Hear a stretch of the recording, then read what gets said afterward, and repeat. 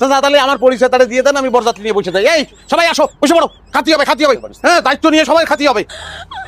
এ ভাই কি দেরি হচ্ছে কিছু? চলে আইছে ভাই কখন বসেছি কি নেই, গতলা প্লেট নেই, এর মধ্যে কিরাম করে খায়। পোলাও সবার শেষে খাতি হবে, বুঝছেন? শুনে গেল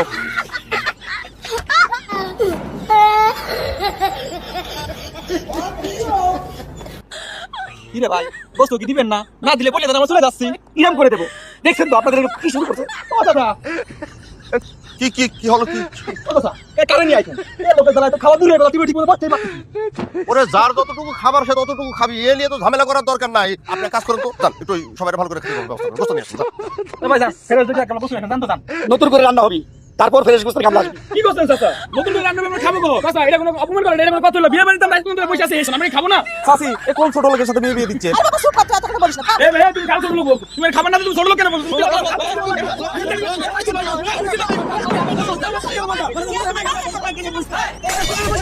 চলে গেলে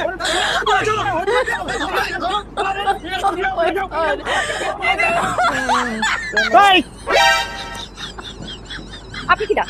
আমি কি দা সেটা জানি, আপনি কি করবেন? আপনি ফাঁসি নিচ্ছিলেন কিসের জন্য সেটা বলেন। হ্যাঁ, আজকে আপনার জন্য কত স্পেশাল স্পেশাল খাবার অপেক্ষা করতেছে, সেসব বাদ দিয়ে আপনি সুইসাইড খাতে চাচ্ছেন, কারণটা কি বলেন দিনি? আমার মরণ ছাড়া কোনো উপায় নাই।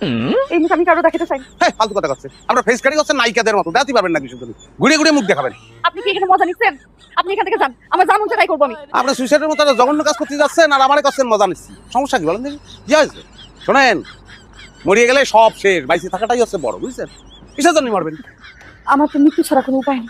কি করছেন? কি হয়েছে? সমস্যা কি?